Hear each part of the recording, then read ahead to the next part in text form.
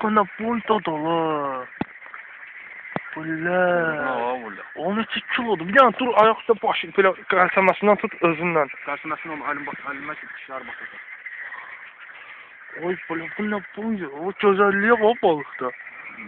Oy bula. Canan kördən tam biləcəm mən balığı. Bax polnu pişdirlər. Bunun ağzını aç yenə. Oy ağzını. Əlinə ver əlinə. Ya qanadır adam yəni. Götürə nə boyda da ha.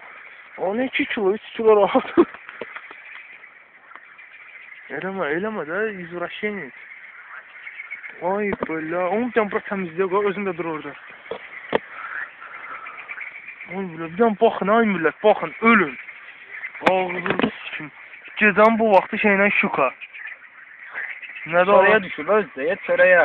Nə boyda? Bir də Nazım qolunu onun yanına qoy, böyülüyün görsünlər də nə boydadır. Bax, Nazım uzanır. Bax bu quyruğu. Düz Nazımın qolu. Hardasa 1 metrəyə yaxındır. 1 metrə yoxdur. 70 sm var.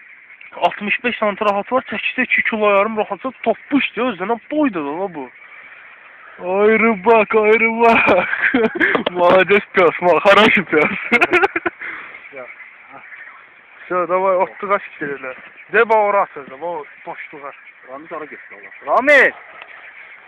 Oradadır. Otluğa siktirələr. Bax orası geç fırladı boşluğa.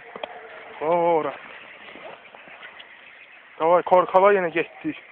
Gözəlləndi.